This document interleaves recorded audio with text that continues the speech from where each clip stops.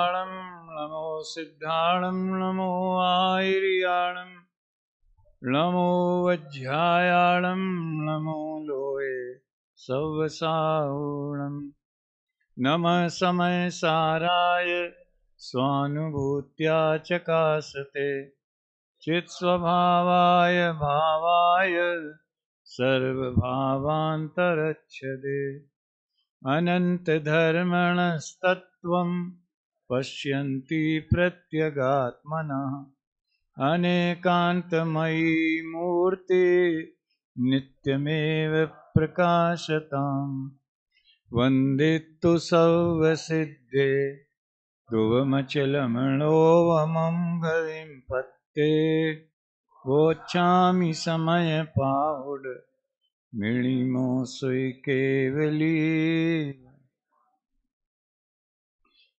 1 से 12 कलशों तक का अपन संस्कृत भाषा में जो है मूल उनका पाठ करेंगे।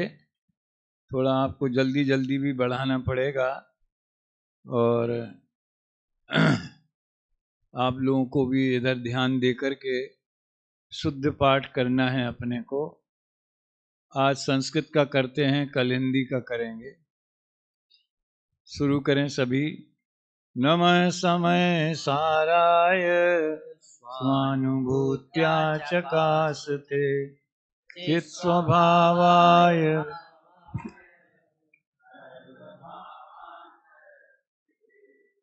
अनन्तधर्मणस्तत्त्वं पश्यन्ति प्रत्यगात्मनः अनेकान्तमयी मूर्तिर्नित्यमेव प्रकाशताम् परपरिणति हेतोर्मोहनाम्नोऽनुभावा दविरतमनुभाव्य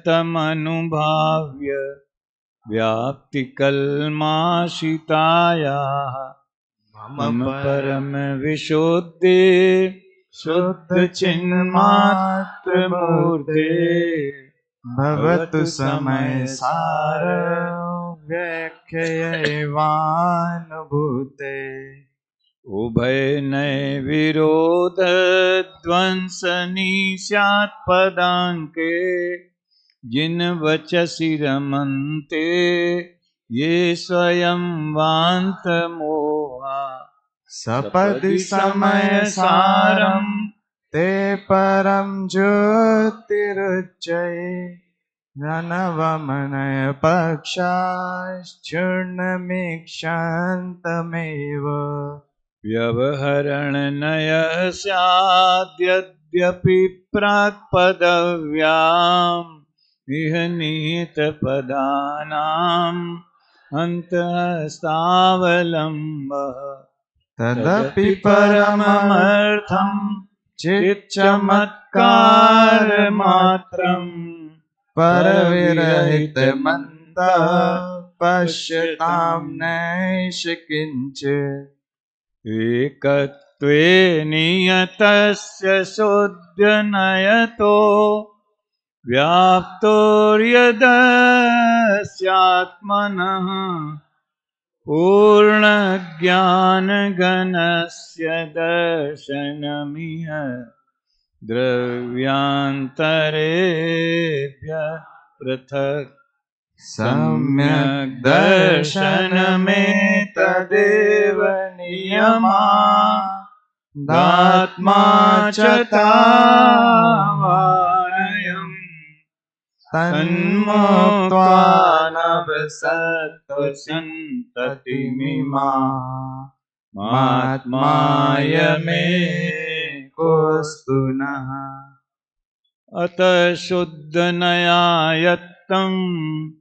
प्रत्यग्ज्योतिश्चकास्ति तत् नवतत्त्वगतत्वेऽपि यदेकत्वं न मुञ्चति चिरमिति नवतत्त्वच्छन्नमुन्नीयमानम् कनकमिव निमग्नं वर्णमालाकलापे अत सतत विवेक्तं दृश्यतामेकरूपं प्रतिपदमिदमात्मज्योतिरुद्योतमानम् उदयति ननयश्रीरस्तमेति प्रमाणम् क्वचिदपि च न विद्मो याति निक्षेपचक्रम् किम परमभिधर्मो धाम्नि सर्वं कशेऽस्मिन् ननु भवमुपयाते भाति न द्वैतमेव आत्मस्वभावं परभावभिन्नम् मा पूर्णमाद्यन्तविमुक्तमेकम् विलीन संकल्प विकल्प जालम् प्रकाशयन् शुद्धनयोऽभ्युदेति नैविदधति बद्धस्पृष्टभावादयोमि स्फुटमुपरितरन्तो प्येत्ययत्र प्रतिष्ठाम् अनुभवति तमेव द्योतमानं समन्तात् जगदपगतमोहि भूय सम्यक् स्वभावम् भूतं भान्तं भूतमेव रभसान् निर्वेद्यबन्धं सुधीर् यद्यन्तः किल कोऽप्यहो कलयति व्याहत्य मोहं हठात् आत्मानुभवैकगम्यमहिमा व्यक्तोऽयमास्ते ध्रुवम् नित्यं कर्म कलङ्कपङ्कविकलो देवः स्वयं शाश्वतः नित्यं कर्म कलङ्कपङ्कविकलो देव स्वयं शाश्वत। इन कलशों पर पांडे राजमल जी की टीका में जो विशेष ध्यानाकर्षक बिंदु हैं, जो बहुत कम चर्चित हैं, उन पर चर्चा करने का अपन ने इस सत्र में संकल्प किया है। अभी अपन 11वें कलश की चर्चा कल शुरू की थी, उसका एक प्रश्न और उत्तर, उसके ऊपर थोड़ी सी चर्चा करके फिर 12वें कलश की चर्चा अपन प्रारंभ करेंगे। टीका को पंक्ति पंक्तिबद्ध पढ़ना यहाँ वो हमारा संकल्प नहीं है, मात्र जो आप लोगों का ध्यान दिलाना है उनकी चर्चा करना हमारा उद्देश्य है। पंक्तिबद्ध इसलिए नहीं पढ़ रहे हैं क्योंकि देवलाली के श्रृंखलाबद्ध स्वाध्याय में वो 130 कलश तक का पंक्तिबद्ध स्वाध्याय हो चुका है, जिसमें जयचंद जी छावड़ा का भावार्थ और बनारसी दास जी के कलश भी सम्मिलित हैं। इस प्रश्नोत्तर की चर्चा करने के पहले थोड़ा जो पूज्य गुरुदेव श्री का शहडाला का प्रवचन अपन ने सुना और उस पर जो यहाँ सारांश या मुख्य बिंदु बताया गया, उसमें मैं एक बात की ओर ध्यान दिलाना बहुत जरूरी समझता हूँ। जिसने भी स्पष्टीकरण किया है शायद वो ये समझ गया या मेरी समझ में वो ऐसा समझा, मैं अपने ज्ञान को ही प्रकाशित कर रहा हूँ कि गुरुदेव ने सम्यक दर्शन को अनंतर पूर्व क्षणवर्ती पर्याय कहा और सम्यक ज्ञान को उत्तर क्षणवर्ती पर्याय कहा, और उन्होंने ये बताया कि अनंतर पूर्व क्षणवर्ती पर्याय कारण बनती है और उत्तर क्षणवर्ती पर्याय कार्य बनती है।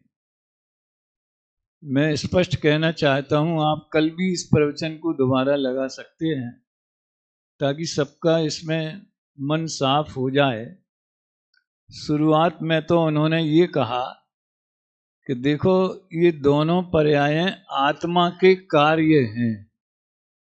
करीब 5-7 मिनट उन्होंने इस बात की ओर इन्वेस्ट किए कि ये दोनों आत्मा के कार्य हैं, दोनों पर्याय कार्य हैं। तो इस पर आप इसका व्यापक अर्थ समझ सकते हैं कि जिसे हम कारण कहते हैं वो भी एक कार्य होता है। उसे तो किसी अपेक्षा से किसी अन्य पर्याय का कारण कहा जाता है। अब वो अन्य पर्याय पश्चातवर्ती भी हो सकती है, उत्तरवर्ती भी हो सकती है, समकालीन भी हो सकती है और अन्य द्रव्य की भी हो सकती है व्यवहार में से। ये तो मैं अपनी तरफ से कह रहा हूं। तो उन्होंने कहा कि ये दोनों आत्मा के कार्य हैं। सम्यक दर्शन श्रद्धा गुण का कार्य है, सम्यक ज्ञान ज्ञान गुण का कार्य है। इन दोनों में अंतर क्या है ये भी उन्होंने बताया और लक्षण भेद से दोनों का अंतर बताया और वो छह ढाला के आधार से ही बताया।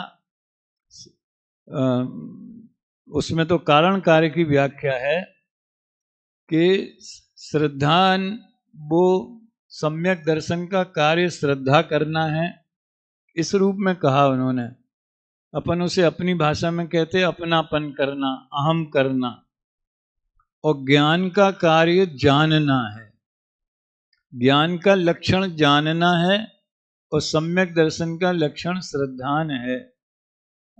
अपने पर द्रव्य ने ते भिन्न आप में रुचि, ये पहले आ गया था। तो इस तरह उन्होंने दोनों समकालीन पर्यायों को एक दूसरे का कारण और कार्य कहा।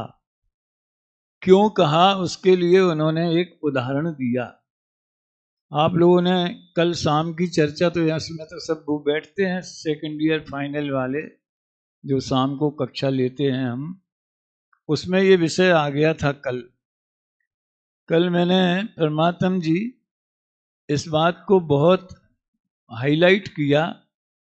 यद्यपि मिथ्यात्व में मिथ्या दर्शन, मिथ्या ज्ञान, मिथ्या चारित्र तीनों आ जाते, तथापि हम मिथ्यात्व शब्द का प्रयोग श्रद्धान के अर्थ में ही क्यों करते हैं, ये एक विशेष समझ लो कल की चर्चा का एक बिंदु था। इसलिए करते हैं कि श्रद्धा के होने पर ही ज्ञान और चारित्र में सम्यकपना आता है। इसलिए प्रचलित भाषा में मिथ्यात्व माने मिथ्या दर्शन, जबकि मिथ्यात्व माने मिथ्या दर्शन ज्ञान चारित्र तीनों होता है। तो आज का जो गुरुदेव का प्रवचन था उसके कई बिंदु कल भी आ चुके थे। तो जब दोनों पर्याय समकालीन हैं, असल में ये भी कल बताया था कि मिथ्या ज्ञान होने पर, ये सम्यक दर्शन होने पर ज्ञान सम्यक क्यों हो जाता है, उसमें क्या फर्क पड़ जाता है। क्योंकि जो जो कुछ अनुभव में आता है वो सम्यक्त के पहले ही ज्ञान में यथार्थ निर्णय में आ चुका होता है। देशना लब्धि में तत्व का यथार्थ निर्णय, यथार्थ ज्ञान भाव भाषण हो जाता है। पर अभी 3-4 दिन पहले दादा का एक प्रवचन में ये अरहन चैनल वाला सुनता था, बहुत मार्मिक बात उसमें आई कि जो रस बढ़ता है उसका, उस रस से वो प्रायोग्य लब्धि में आता है, अकेले ज्ञान से नहीं। अकेले छायोपसमिक शास्त्र ज्ञान के बल पर कोई प्रायोग्य लब्धि में नहीं आता। उसकी महिमा आती है, उसका रस बढ़ता है, उसमें रुचि बढ़ती जाती है। तो जो कल कोई कह रहा था ना कि प्रवीण जी शायद स्थिति बंधाप शरण होता जाता है और अनुभाग बंधाप शरण होता जाता है, वो तो कर्मों में होता है। तो ज्ञान तो पहले हो चुका था, आज वो विषय फिर चलेगा कि ज्ञान को सम्यक क्यों नहीं कहें। सम्यक दर्शन के पहले यथार्थ तत्व निर्णय वाले ज्ञान को सम्यक क्यों नहीं कहें, उसका कल एक कारण बता दिया था। तो मोक्ष मार्ग में कारण नहीं बनता और उसमें भी ये जो सम्यक ज्ञान में 3 दोष नहीं होने चाहिए जो मिथ्या ज्ञान में होते हैं, कौन कौन से? संशय, विपर्यय और अनध्यवसाय। ये सम्यक्त होने पर ही ज्ञान में ये दोष दूर हो जाते हैं। इसलिए समकालीन पर्यायों को, ऐसा नहीं है कि सम्यक दर्शन हो गया तो ज्ञान को भी उपचार से सम्यक ज्ञान कह दिया।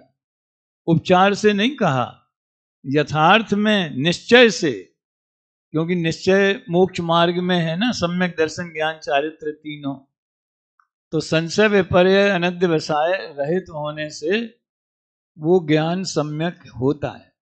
दादा एक बहुत बढ़िया उदाहरण देते थे कि मार्कशीट की फोटो कॉपी करी और वो फोटो कॉपी बिल्कुल सही है, उसमें कोई मतलब गलत नहीं है, लेकिन जब तक उसको एक अथॉरिटी ओरिजिनल देख करके उसको अटेस्ट न कर दे, सिग्नेचर कर दे कि हाँ हमने ओरिजिनल से मिली, तो जब तक उसके मोहर न लग जाए तब तक वो फोटो कॉपी भी मान्य नहीं होती। और जबकि वो सही है, और लगने पर, साइन होने पर फिर वो स्वीकृत हो जाती। आजकल तो छोटे मोटे कामों में हम ही अपनी फोटो कॉपी को अटेस्ट कर लेते हैं। तो सम्यक दर्शन होने पर वो मोहर है, वो मोहर है, सील है, जो ज्ञान के ऊपर सम्यक पने की सील लगा देती है, और उस समय ही सच्चा वेद विज्ञान प्रकट होता है। ये चर्चा बहुत लंबी है, शाम को करेंगे। गुरुदेव श्री ने दीपक और प्रकाश का उदाहरण दिया, ये बात ध्यान देने योग्य है। युगपत होते हु प्रकाश दीपकते होई, इसके लिए उन्होंने अमृत चंद्र आचार्य को याद किया और वो पुरुषार्थ सिद्धू पाए की गाथा 34वीं बताई, उसको पढ़ा भी उन्होंने, शायद निकाल दी होगी या उन्हें ध्यान में होगी, लेकिन उसमें एक बड़ी विचित्र बात लिखी है पुरुषार्थ सिद्धू पाए उस 34वीं गाथा के पूर्वार्ध में। सम्यक दर्शन होने के बाद ज्ञान का आराधन करना चाहिए, उसमें बाद वाला शब्द है, फिर उसके भावार्थों में उसका स्पष्टीकरण किया है, उसकी मैं ज्यादा चर्चा नहीं करूंगा। मुझे तो अमृत चंद्र आचार्य ने दीपक और प्रकाश का उदाहरण दिया कि दीपक से प्रकाश उत्पन्न होता है। अब हम सवाल कहें कि दीपक पहले होता है कि प्रकाश पहले होता है? पहले क्या होता है? अरे अगर वो जल नहीं रहा है तो उसे दीपक कौन कहेगा? बहुत बरस पहले जब हम स्कूल में पढ़ते थे तो एक फिल्म आई थी, उसका नाम था चलती का नाम गाड़ी। अगर जो चले सो गाड़ी, और जो खड़ी रह जाए तो काय की गाड़ी, फिर तो बेकार हो गई। उसी तरह से जलते का नाम दीपक यूं लगा लो, है जो प्रकाश देता है, इसलिए तो दीपक, उसकी संज्ञा सार्थक है उसकी। तो दीपक और प्रकाश युगपत होते हैं, ऐसा छेडालाकार ने कहा। गुरुदेव ने उसकी व्याख्या की और उसके संदर्भ में पुरुषार्थ सिद्धि उपाय को प्रस्तुत किया। अब दीपक और प्रकाश में किसी श्रोता ने उनसे बहस करी। क्या बहस करी? कि प्रकाश, जहां जहां दीपक है वहां वहां प्रकाश है, जहां जहां प्रकाश है वहां वहां दीपक है, ऐसा भी कहना चाहिए। गुरुदेव बोले यहां तो ये कहना है कि दीपक है तो दीपक से प्रकाश होता है। मैंने सोचा उस समय कि गुरुदेव इस पे इतना जोर क्यों दे रहे हैं, जबकि दीपक और प्रकाश दोनों अविनाभावी हैं। प्रकाश के बिना दीपक नहीं हो, क्यों? क्योंकि वो बुझे हुए दीपक की बात नहीं है, जिसको हमने लौ नहीं जलाई है उसे दीपक नहीं कह रहे हैं। व्यवहार में कुछ भी कहें, व्यवहार में तो मिट्टी के दिए जो दिवाली में बेचते हैं उसको भी दिया बोलते हैं, दीपक उसको भी कहते हैं, वो बात अलग है। लेकिन सार्थक संज्ञा तो तब है ना जब वो उसकी लौ जले और वो प्रकाश फैलाए। तो दोनों अविनाभावी हैं, तो एक दूसरे के बिना नहीं होते, तो भी दीपक को कारण और प्रकाश को कार्य क्यों कहा जाता है, इस पर आप ध्यान दीजिए कि हम प्रकाश के लिए दीपक की खोज करते, हमारा उद्देश्य प्रकाश प्राप्त करना है तो हम दीपक संग्रह करते हैं, उसका इंतजाम करते हैं। दीपक के लिए प्रकाश नहीं जलाया जाता है। क्या प्रयोजन दीपक नहीं है? प्रयोजन क्या है? प्रयोजन प्रकाश है। इसलिए उन्होंने दोनों समकालीन होने पर भी, दोनों अविनाभावी होने पर भी, ठीक है, और एक को कारण और एक को कार्य कहा। जो उत्तर क्षणवर्ती और पूर्व क्षणवर्ती पर्याय की बात थी वो तो उन्होंने एक संदर्भ के रूप में कही। बहुत सी बातें उसी बिंदु की अन्य ग्रंथों में अन्य तरीके से आती हैं, तो गुरुदेव उसका भी ज्ञान करा देते हैं। गुरुदेव ऐसे बोले कि शास्त्र में ऐसी बात भी आती है। कैसी? अनंतर पूर्ण क्षणवर्ती पर्याय कारण है और उत्तर क्षणवर्ती पर्याय कार्य है, ऐसी बात आती है शास्त्र में। पर यहाँ तो दीपक को सम्यक दर्शन को कारण और सम्यक ज्ञान को कार्य कहा जा रहा है। आप देखिए छह डाला जैसे एक सरल और प्राथमिक ग्रंथ जिसे अपन मानते हैं, उसका व्याख्यान भी गुरुदेव वैसी ही गंभीरता और वैसे ही आनंद से करते हैं। तो उनकी दृष्टि में छह डाला है कि समय सार है, इसमें उन्हें कोई फर्क नजर नहीं आता। ये उनकी ग्रंथों की गहराई में जाने की जो प्रवृत्ति है, क्षमता है, विशेषता है, ये इसलिए यहाँ गुरुदेव के प्रवचन चलाए जाते हैं। अकेले हम वो पॉइंट देख लें इतना नहीं, कितनी गहराई तक वो अंदर गए हैं और किस ढंग से वो व्याख्या करते हैं, उसे देखने की बात है। अपन सब सीखने की भूमिका में हैं, जितना जब जैसा पकड़ में आ जाए तो अपन को ध्यान रखना चाहिए। देखिए पेज नंबर 35 पर एक प्रश्नोत्तर मैं पढ़ना चाहता हूं। सबसे नीचे है प्रश्न। ये प्रश्नोत्तर मैं इसलिए पढ़ रहा हूं कि समय सार के संदर्भ में हमारी ये इमेज है हमारे ज्ञान में कि आत्मा तो शुद्ध है, बुद्ध है, अकर्ता है, अभोक्ता है, एक ज्ञायक भाव मात्र है। ये इमेज गलत नहीं है, लेकिन अगर दूसरा पक्ष हमारे ध्यान में नहीं रहा तो ये मिथ्या एकांत हो जाएगा। इसलिए इसी समय सार में, इसी के कलश में, इसी की टीका में टीकाकार आत्मा को सुख दुख का भोक्ता बता रहे हैं। मतलब ये भी एक पक्ष है, ये भी एक पहलू है। आज जो वो है यहाँ स्वानुभव जो क्लास ले रहा था अभी, निश्चय व्यवहार की विधि प्रयोग वाले, उसको कहना वो मेरे को मिले, मुझे अच्छी चर्चा करनी है उससे। तो बहुत अच्छी लगी मुझे उसके पढ़ाने की शैली, समझाने की शैली। तो मुझे याद आया कि जो ये प्रयोग परमात्मा जी ने किया है, तो और भी जगह हमारे जो छिपे हुए रत्न हैं उनको इस प्रयोगशाला में निखार के हम समाज के सामने प्रस्तुत करें। तो इस दिशा में ये बढ़िया प्रयोग है। तो उसने कुछ गलत पढ़ाया ऐसा आप मत समझना। उसने तो एक प्रश्न शायद छोड़ा है बाद के लिए कि प्रमाण के द्वारा जानी गई वस्तु के एक अंश को ग्रहण करना नय है, तो प्रमाण के द्वारा जानी गई वस्तु की शर्त क्यों लगाई? सीधे ही जान लो। और जब प्रमाण में पूरी वस्तु जान ली गई तो फिर उसके एक अंश को जानने की क्या जरूरत है? जब पूरी थाली अपने सामने आ गई, सारा भोजन, रोटी दाल सब्जी चावल सब एक साथ आ गया, तो फिर सबका फिर आनंद लो। लेकिन उदाहरण में तो ये आप कह सकते हैं खाएंगे तो एक एक को चुन के, थाली में जो माल आया उसी में से तो एक को उठाया जाएगा। इसलिए प्रमाण में से ही तो एक अंश को ग्रहण किया जाएगा। तो ये बात थी। तो भगवान आत्मा प्रमत्तर अप्रमत्त भावों से रहित ज्ञायक एक भाव है, अबद्ध स्पष्ट है, अनन्य है, अविशेष है, असंयुक्त है।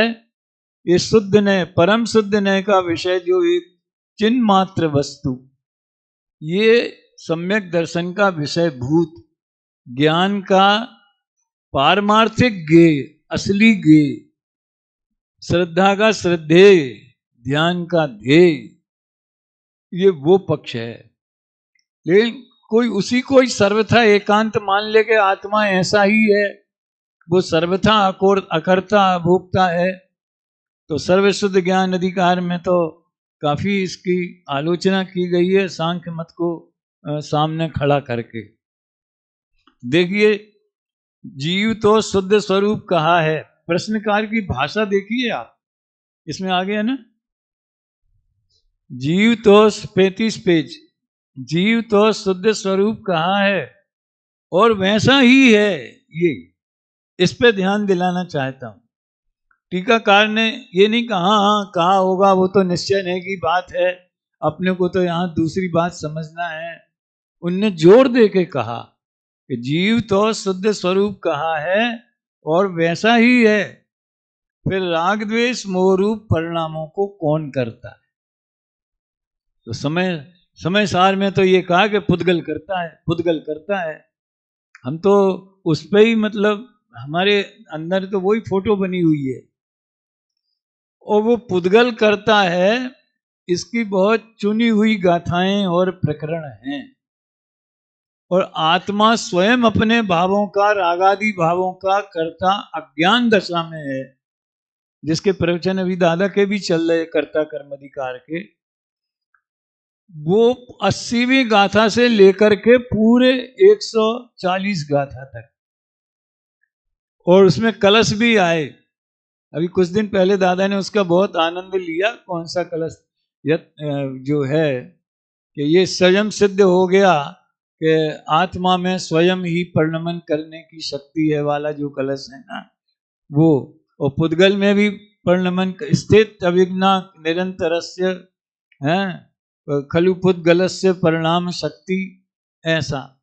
तो पुद्गल में परिणमन करने की शक्ति है, जीव में परिणमन करने की शक्ति है, दोनों में है। तो फिर जीव के परिणाम को पुद्गल करे, ये इसकी जरूरत क्यों महसूस हुई? तो आत्मा अपने परिणामों का करता है। इस जो अभी अपने परिणामों का करता है, सुनना ध्यान से, ये तो एक सामान्य कथन हुआ। अब अपने परिणामों को हम दो भागों में बांटें। एक पर के आश्रय से होने वाले विकारी रागादि परिणाम जो आश्रव तत्व हैं, भावाश्रव हैं। दूसरे अपने स्व अनुभव से प्रकट होने वाले सम्यक दर्शन, ज्ञान, चारित्र, वो निर्मल परिणाम।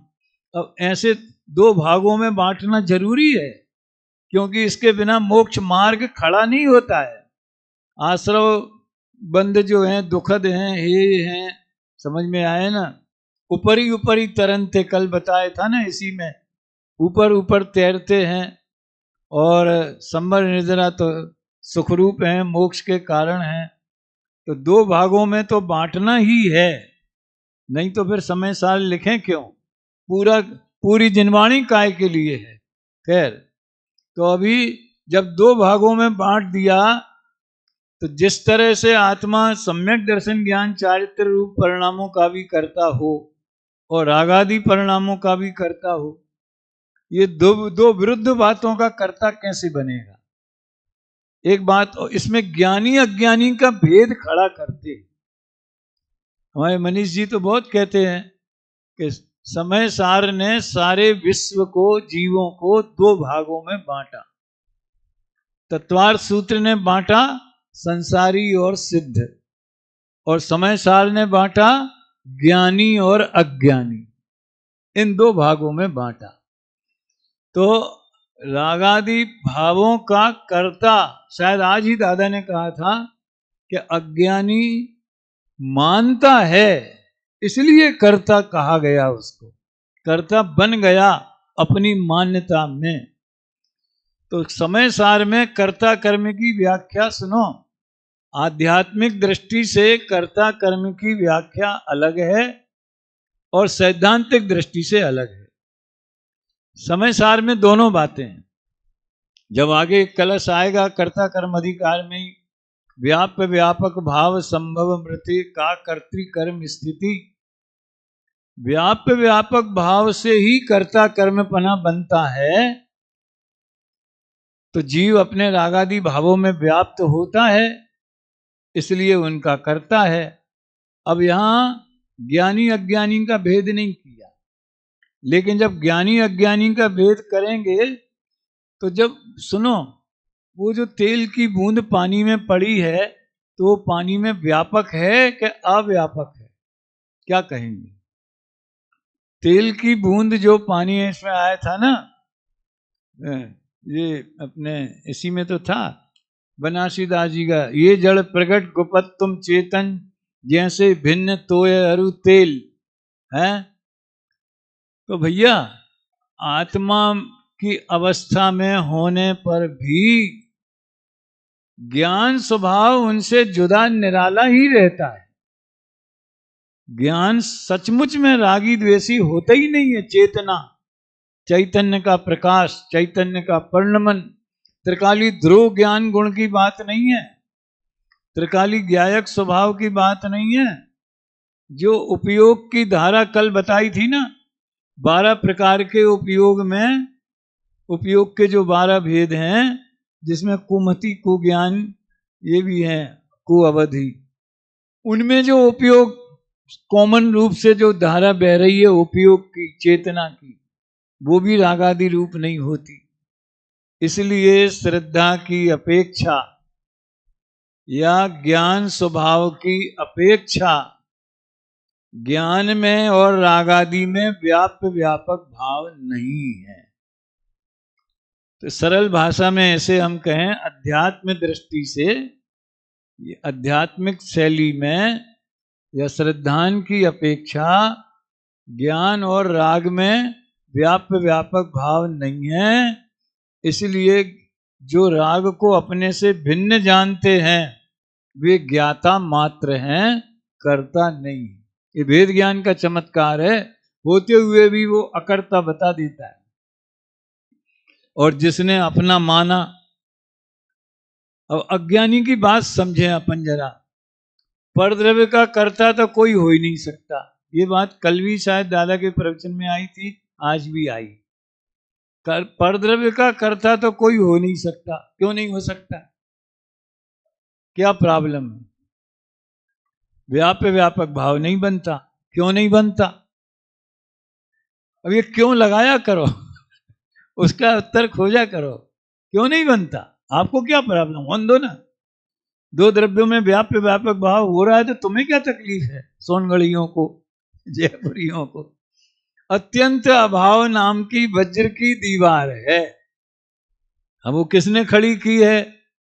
कि प्रत्येक द्रव्य में जो नास्तित्व धर्म है, मैं शरीर में नहीं जा सकता हूं, ये मेरा नास्तित्व धर्म है, और शरीर मुझ में नहीं आ सकता है, ये शरीर का नास्तित्व धर्म है। दोनों ने अपने अपने में नास्तित्व की दीवार खड़ी कर रखी है, इसलिए एक दूसरे का प्रवेश नहीं है, इसलिए व्याप्य व्यापक भाव का अभाव है, इसलिए कर्ता कर्म का अभाव है। तो यहां जो प्रश्न खड़ा किया, जीव तो शुद्ध स्वरूप कहा है और वैसे ही है, फिर राग द्वेष मोहरूप परिणामों को कौन करता है? तो अज्ञानी की पोजीशन का अपन विचार करें तो उसको निर्मल पर्याय तो है नहीं, ज्ञान दर्शन सम्यक दर्शन ज्ञान चारित्र तो है नहीं, और पर का वो करता नहीं, तो फिर उसके कर्ता नए का क्या होगा? फिर उसका जो कर्तत्व स्वभाव है या कर्तत्व धर्म है उसका क्या होगा? उसे तो रागादि भाव का कर्ता दोनों तरफ से मानना पड़ेगा। दोनों तरफ से माने आगम शैली से भी और अध्यात्म शैली से भी। आगम शैली से इसलिए मानना पड़ेगा कि वो उसकी पर्याय है, उसने किया है। गुरुदेव ने तो जब उन्हें दीक्षा लेने के 1 साल बाद ही ये झंडा फहरा दिया था कि कर्म से विकार होता है, ये बात सही नहीं है, ये बात झूठ है, कर्म जड़ हैं, वो आत्मा को विकार कैसे करा सकते हैं? जीव स्वयं अपने को भूलकर पर का लक्ष्य करता है तो विकार होता है।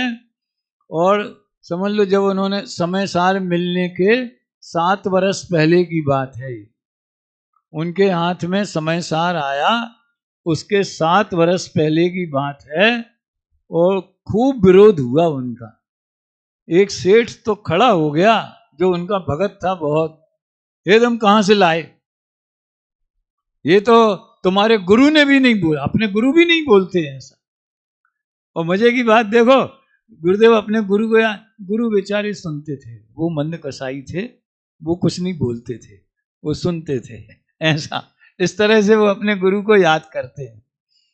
तो ये समझ लो एक वो क्रमबद्ध पर्याय वाली बात। समय सार मिलने के 6 साल पहले, संवत 1972 में, और कर्म से विकार नहीं होता, ये समय सार मिलने के 7 वर्ष पहले, दीक्षा लेने के 1 वर्ष बाद उन्होंने तब से ये।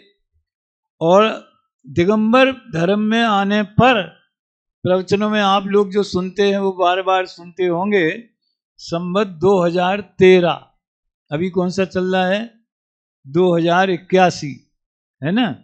तो 2013 में संवेद शिखर की यात्रा की थी और उसमें फिर वो वहाँ बड़ी चर्चा हुई, बड़े विद्वान दूसरे लोग भी बहुत थे, त्यागी व्रती वगैरह। बस यही बात, गुरुदेव से सबका यही कहना था, बिना कर्म उदय के कैसे विकार हो जाएगा।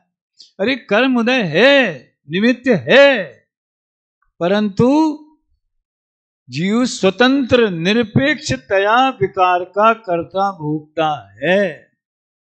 और उसके लिए कौन सा प्रसिद्ध आगम प्रमाण देते हैं, वो कोई बताएगा? प्रसिद्ध आगम प्रमाण, कर्म से विकार नहीं होता है। देखो पंचाष्टिकाय की 62वीं गाथा, प्रसिद्ध आगम प्रमाण, विकार का सटकारक जुदा है और कर्म का सटकारक, सटकारक तो जानते हो ना, कर्ता कर्म करण संप्रदान अपादान, कार्य होने के लिए अंतरंग सामग्री क्या है, यही तो है कर्ता कर्म करण। ठीक है, तो दो, एक ही प्रश्न को 2 तरह से बोला, राग द्वेष मोह रूप परिणामों को कौन करता है और सुख दुख आदि परिणामों को कौन भोगता है। अब उत्तर सुनना भैया, इन परिणामों को करे तो जीव करता है, वाह यार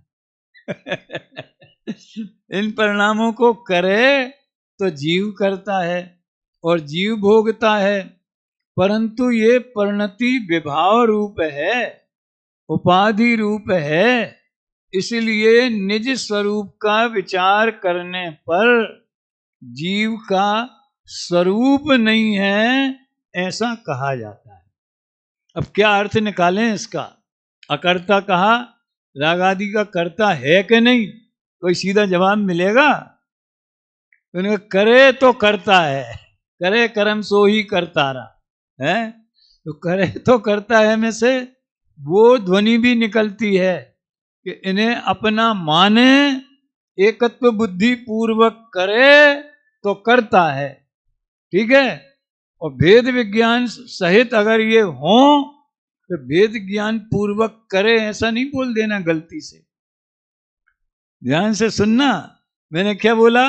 एकत्व बुद्धि पूर्वक करे तो करता है, और भेद विज्ञान पूर्वक करे, करे नहीं बोलना, भेद विज्ञान पूर्वक हो तो अकर्ता है। ये इसमें संदेश ये भी छिपा है, लेकिन उन्होंने इसका कोई ऐसा खुलासा नहीं किया। उन्होंने तो देखो भैया, जीव ही करता है, जीव ही भोगता है, लेकिन उसका स्वरूप तो समझ लो कि ये परिणति विभाव रूप है, उपाधि रूप है, इसलिए निज स्वरूप का विचार करने पर, कौन सा निज स्वरूप? वो फिर ज्ञान स्वभाव, चिन्ह मात्र, चित स्वभाव आए भाव आए। मुझे तो पहले कलश की बहुत महिमा आती, उसमें सीधे ही सम्यक दर्शन का विषय दे दिया। चित सामान्य, जिसमें चैतन्य की समस्त व्यक्तियां अंतर्निहित हैं, चित सामान्य, तो निज स्वरूप का विचार करने पर जीव का स्वरूप नहीं है, ऐसा कहा जाता है। ये बद्ध स्पष्ट अन्य अनियत विशेष और संयुक्त रूप विभाव परिणाम शुद्ध स्वरूप में शोभा को नहीं पाते। अब शोभा हो चाहे अशोभा हो, पहले जी तो नक्की करो कि वे हैं कि नहीं, और हैं तो कहाँ हैं।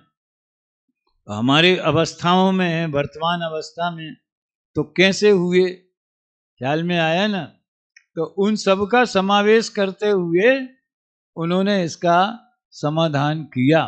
यद्यपि ये भाव जीव की अवस्था में होते हैं तो भी ये, इनका आजकल की भाषा में बोले तो इनका डीएनए जो है ना, जीव में होने पर भी इनका डीएनए पौद्गलिक है। अपने यहाँ एक प्रधानमंत्री हुए नरसिंहा राव जी, आप लोगों को मालूम होगा थोड़ा बहुत, हैं? राजीव गांधी की मृत्यु के बाद उन्हें प्रधानमंत्री बनाया गया। और वो जैसे आजकल जैसे कट्टरवादी हैं वैसे नहीं थे, तो थोड़े थोड़े राष्ट्रवादी थे, जो भी हो। तो उन्हीं के दल के लोग उन पे आरोप लगाते थे कि इनकी धोती के नीचे खाकी पैंट है। अब इसका मतलब आप लोग नहीं समझे होंगे। खाकी पैंट का मतलब समझते हो? नहीं समझते। आरएसएस वाले खाकी पैंट पहनते हैं ना। तो एक बार एक नेता ने टिप्पणी की, लोग शर्म नहीं आती, इतने बड़े बड़े बुढ़े लोग हाफ पैंट पहन के घूमते हैं। तो फिर उन्होंने फुल पैंट कर दिया, लेकिन रहा वो खाकी। मतलब ये ऊपर से तो कांग्रेसी दिखते हैं, अंदर से इनकी विचारधारा आरएसएस की ओर झुकाव वाली है या बीजेपी की ओर झुकाव वाली। ये सब आप लोग पढ़ते सुनते होंगे, इसलिए मैं उदाहरण दे दिया करता हूँ, हैं? अभी क्या है कि रागादि भाव जे ऊपर से तो जीव के दिखते हैं, ये कहना है मुझे। ये मोह राग द्वेष के परिणाम, और जीव दुखी होता है, अकेले होते हैं और आते चले जाते हैं, ऐसा नहीं। वो जीव भोगता है। वो पूछा था ना कौन भोगता है, तो जीव के पर्याय में होते हैं। ये अंदर से यानी इनका स्वरूप का विचार किया जाए तो ये पौद्गलिक परिणाम, और इसका जय घोष अपने जीव जीव अधिकार में 29 भाव वर्णादि अरु रागादि ते निज भाव को न्यारा किया। तो शोभा को नहीं पाते। इससे ही कहना चाहते कि भैया कर्ता भोक्ता तो आत्मा स्वयं है, लेकिन ये उसे शोभा नहीं दे। जैसे शराब पी किसी ने तो नशा किसको चढ़ेगा? शराब को कि पीने वाले को? है नशा तो पीने वाले को चढ़ेगा ना। जो भी विकृत क्रियाएं हैं वो तो वही करेगा जिसने पी रखी है। तो भी हम ये कहेंगे भैया ये काम तुम्हें शोभा नहीं देता है। देखो, बद्ध यानी रागादि अशुद्ध भाव, स्पृष्ट यानी परस्पर पिंड रूप एक क्षेत्रावगाह। पांडे राजमल जी ने बद्ध में रागादि को ले लिया। और अन्य भाव अर्थात नर नारक तिरंच और देव पर्याय रूप भाव, अनियत भाव यानी दर्शन ज्ञान चारित्र रूप वेद कथन, और संयुक्त अर्थात रागादि उपाधि सहित भाव। यहाँ इनको दो जगह लिया। ये 6 विभाव परिणाम सभी संसारी जीवों के हैं। किनके हैं? संसारी जीवों के। जीवों के कहा, ध्यान देना। और मूल में तो 5 हैं। अमृतचंद्र आचार्य ने 2 व्याख्या की, वो 5 की। इन्होंने बद्ध अलग कर दिया और स्पष्ट अलग कर दिया। परंतु शुद्ध जीव स्वरूप का अनुभव करने पर जीव के नहीं है। वजन इस पर देना है। यद्यपि ये संसार अवस्था में जीव की पर्याय में पाए जाते हैं, और अपन ऐसे जीव की पर्याय में होते हैं, जीव में नहीं होते। ये कोई गले उतरने वाली बात है? पर्याय किस में होती? सुनो ध्यान से। कोई ऐसा आग्रह होवे जरा ज्यादा ही, जो अपने आप को द्रव्य पक्ष वाला घोषित करना चाहता हुए है, पर्याय में होते हैं, आत्मा में कहाँ होते? और पर्याय किस में होती? और हवा में से आती है, अद्धर में से। कहाँ से आती? पर्याय रूप कौन परिणमता है? हम जब उपाध्याय में पढ़ते थे तभी से दादा ने ये मंत्र देना शुरू किया था। कौन सा? द्रव्य नहीं पलटता, पर्याय पलटती है, ये भाषा डिफेक्टिव है, ऐसा बोलते थे। अरे द्रव्य के पलटने का नाम पर्याय है। अभी कुछ दिन पहले ही उन्हें उदाहरण दिया है, जैसे उंगली मुड़ी, ऐसा बोला उनने, तो मुड़ी तो पर्याय है ना, उंगली मुड़ी ये तो पर्याय है ना। तो पर्याय पलटती है माने मुड़ी पलटी, उंगली नहीं पलटी। कौन पलटा? है? तो कहते पर्याय में होते हैं, द्रव्य में नहीं होते। देखो, द्रव्य को देखने की दो दृष्टियां हैं। कौन कौन सी? एक तो उसके तरिकालिक चिन्मात्र स्वभाव से देखना, जिसे द्रव्य दृष्टि से देखना कहते हैं। और द्रव्य दृष्टि से द्रव्य नहीं पलटने का मतलब वो पत्थर की चट्टान जैसा कूटस्थ रहता है, ऐसा नहीं है। चेतन कभी जड़ नहीं होता, इसका नाम है द्रव्य नहीं बदलता। जब द्रव्य की बात आए तो जीव और पुद्गल की बात करो ना। सुनो, द्रव्य कौन? जीव और पुद्गल ही है ना द्रव्यों के नाम में।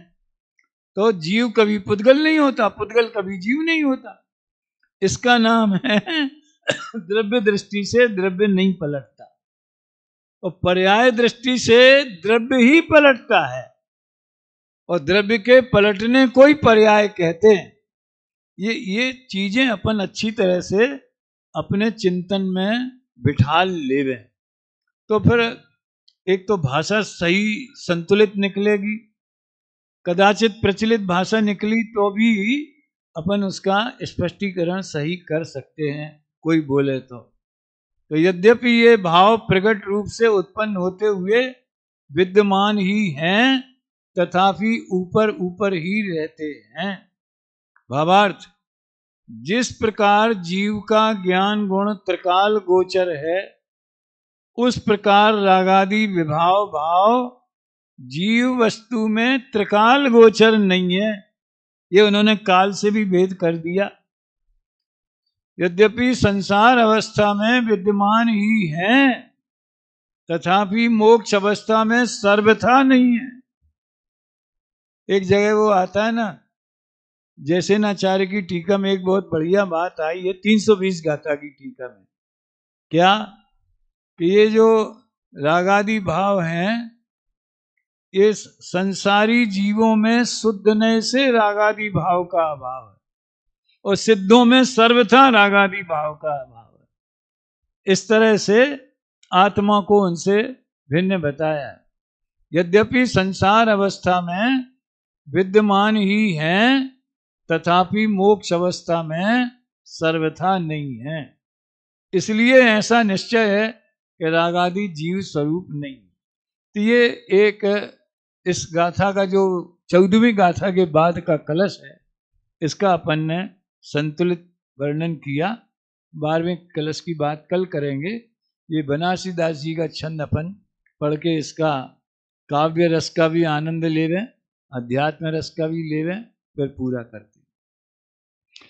सदगुरु कहे भव्य जीवन सो, तोरहु तुरत मोह की जेल। समकित रूप गहो अपनो गुण, करहु शुद्ध अनुभव को खेल। पुद्गल पिंड भाव रागादि, इन सोनाई तुम्हारो मेल। ये जड़ प्रगट गुपत तुम चेतन, जैसे भिन्न तो ये तेल, जैसे भिन्न तो। शेष कल, अभी यही विराम।